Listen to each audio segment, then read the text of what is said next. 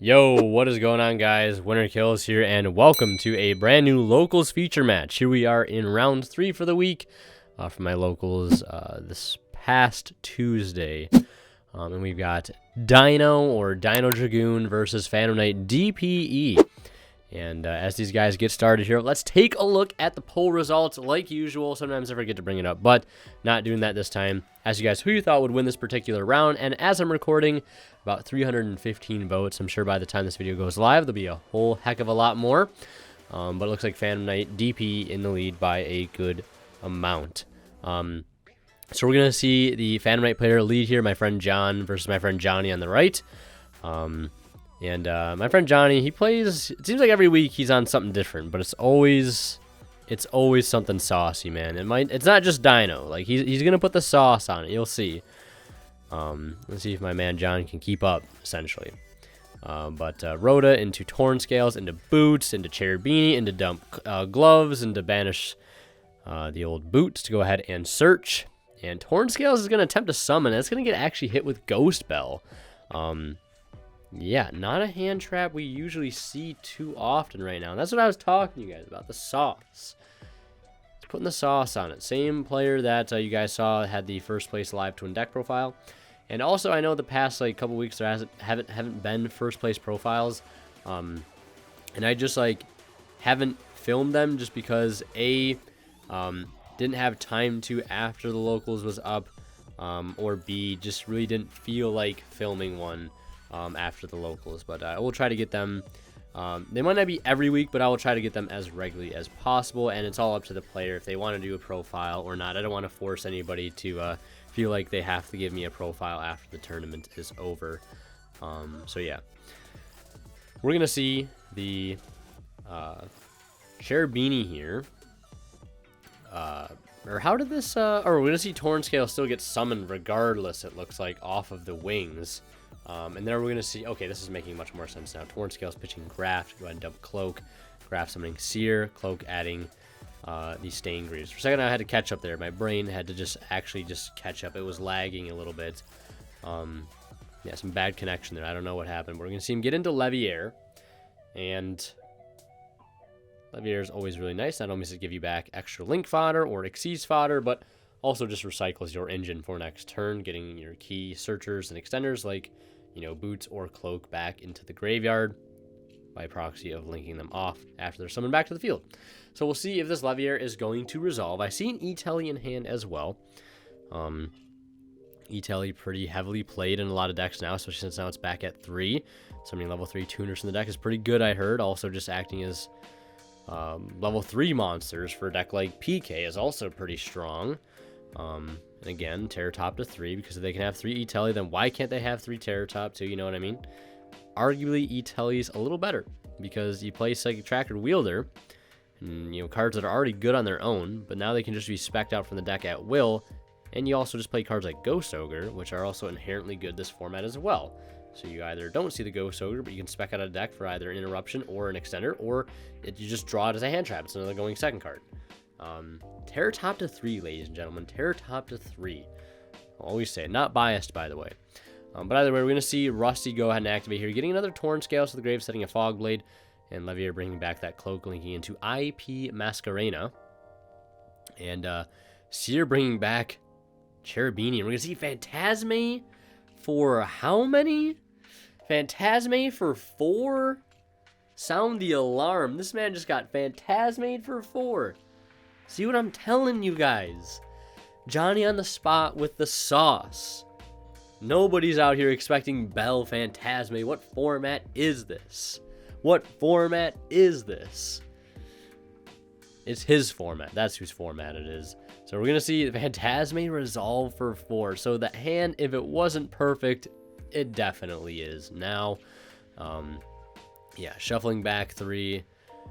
Wow, his hand absolutely has to be stacked at this point, or he has the worst luck on the planet. So now our PK player's got to tread carefully here, because now the possibility for even more hand traps to be in that hand, that probably just went up by a lot. I think I see Dark Ruler in the hand as well. Main deck to Dark Ruler here. Phantasme is interesting. Definitely good against PK. I mean, it's pretty okay against Sword Soul nowadays, I guess. Because I feel like they're going to link summon most of the time unless they open just the bare bones Sword Soul hand, which is just Chi Jiao Baron, no link access there, really. Good against Live Twin. The base deck, really, I mean, they only ever put one link monster on the field anyways, but like it's an opportunity to see more hand traps, I guess. But we'll see. The Appaloosa gets summoned here. Made with IP Masquerena, so it also cannot be destroyed by card effects. We're also going to see a Shade Brigadine summon itself out and get linked into Link Spider. We're going to see an E-Telly get played to summon out a Psychic Weed Dealer, and that will get linked into the Predaplant Verite Anaconda. Just speeding things up here a little bit. It looks like dumping out the brick, summoning out the Enforcer, finding that fusion spell. It looks like it will resolve here, shockingly enough. I wouldn't be surprised if I saw like Nib Gamma or, well, I guess, yeah, Nib, well, we can't Gamma. Never mind. Ignore me. I was going to say, I thought he would, or you could have Nib Valor. That could also work. We'll see DPE, Pop, Anaconda, and Phantasme, and that'll do it for turn for our Phantom Knight player. Ending on DPE, Appaloosa for 2 with double Fogblade and a whole local's worth of follow-up. But we're going to see that Dark Ruler get slapped down. And a Mystic Mine! Ooh, that one has to hurt quite a bit. We'll see him pass turn. I mean, if you're playing Dino right now, you're in the driver's seat. And it is up to your opponent to produce a way to out the mine. If not, yeah, that's just GG. Yeah, and that's mine's literally just going to end the game right then and there. And we are on to a game 2. Yeah, still at 3, by the way. But we're going to do a game 2. And like always, I'd like to mention a quick shout out to our sponsor over at Imperium Duelist. Don't forget to use my discount code WinnerKills10 off at checkout when you're shopping there to save 10% off your order and support the channel. While you guys get some amazing TCG accessories. And also don't forget to support the channel by shopping on Imperium Duelist, or not Imperium Duelist, well, of course Imperium Duelist, but TCG Player or the Coldest Water by using the affiliate links I have to the sites down in the description below. If you guys shop and check out using those links, a small bit of the revenue from your purchase will go right back in the channel and helps out a ton. Or you guys can consider becoming a channel member today as well. Link to that in the description as well. So we're going to see Dino go first here. Interestingly enough, that our, well, I guess you don't want to run into Mystic Mine. And maybe you're thinking that the Dino player thinks that you're going to be made to go second here. So all those going second cards that are being sided in are now not as valuable here going first. But it looks like he did open up pretty cracked. Oviraptor Lost World with Miscellaneousaurus is just one hell of a combo. We're going to see Anabdorn Archosaur get summoned. That's going to pop the baby on the field. He's going to get to search double Evolution Pill and also spec out another Dino from the deck. Probably going to be Giant Rex here, or looks like going to be another copy of Soul Eating Oviraptor.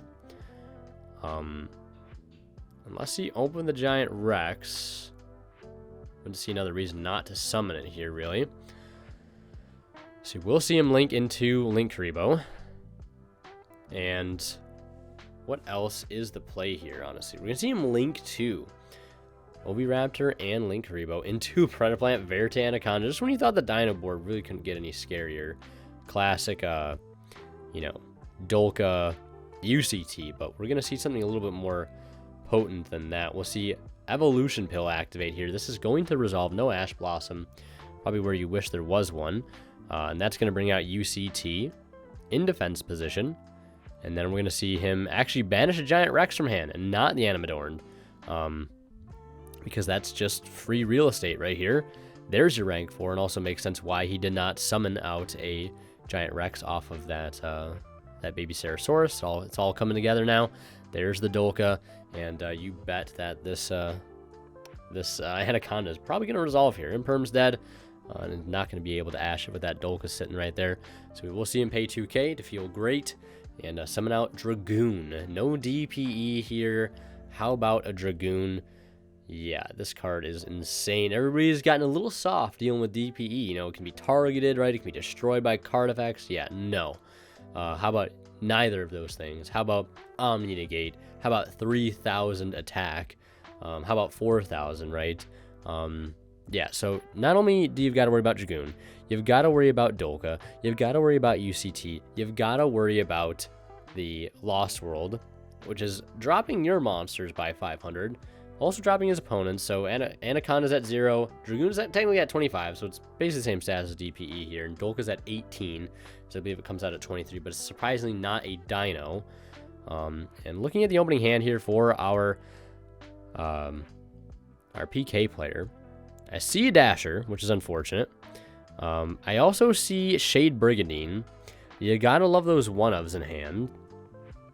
And I hope not, I hope I don't see 2 Droplet. No, that's not. Oh, I think I see a BA.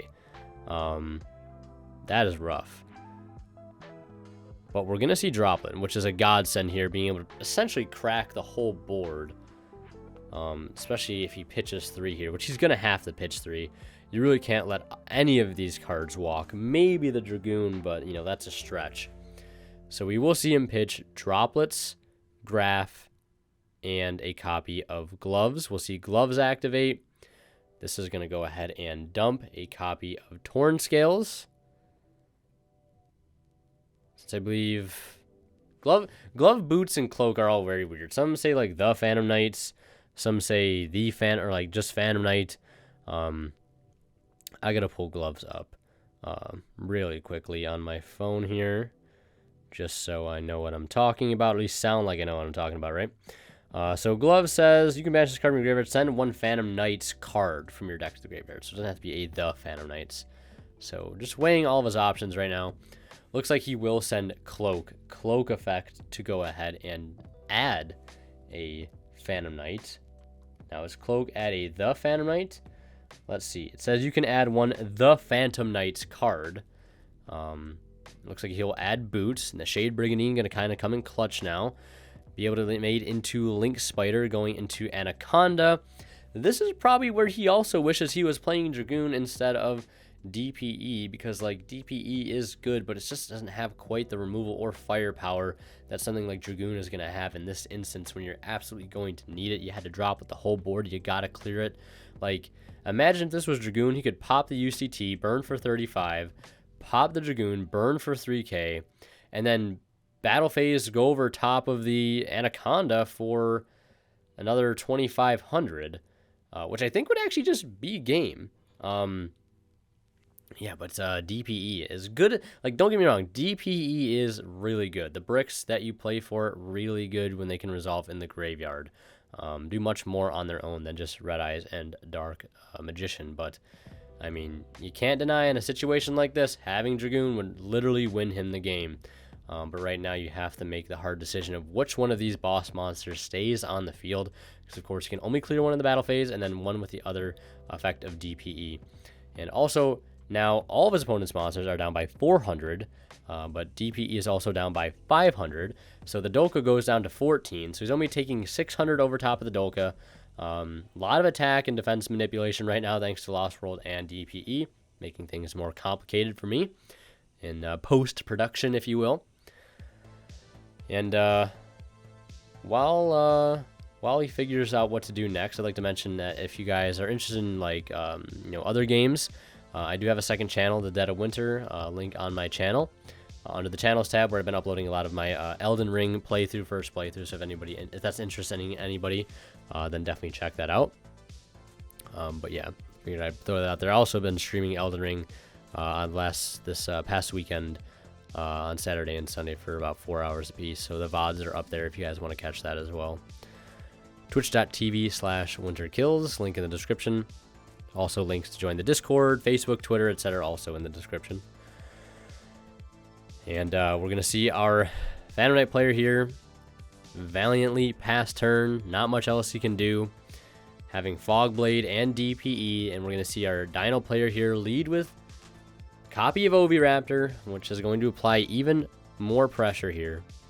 And I believe it's Chainlink 1 Ovi, Chainlink 2 Lost World, and you've got to burn this Fog Blade before the token comes out, or else you cannot target anything.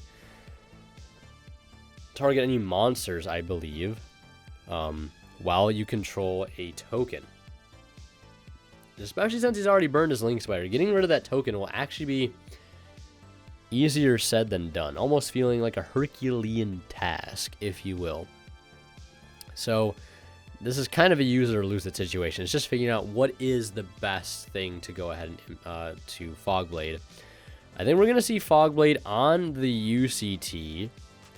And then we're going to see DPE chaining in response. Chainlink for DPE. Popping itself. And we'll see what else here. I don't know if it's really going to make a difference. Popping Lost World. So the token will not get summoned, but he's just going to go ahead and search another UCT off of the Oviraptor. And yeah, I mean, I think this is going to be game here. Yes, that UCT cannot attack right now because of Fogblade, but I think getting rid of that is going to be pretty easy here for our Dino player. We're going to see him spec out the UCT from hand by banishing 2 Dinos and bringing back Giant Rex. Literal free extender here in this deck. So good. And then we're going to see him link off the Anaconda and the Rex into Unicorn. Pitching the Mystic Mine that he had in hand. Was ready to go second. I'll tell you what, there's access code talker for overkill.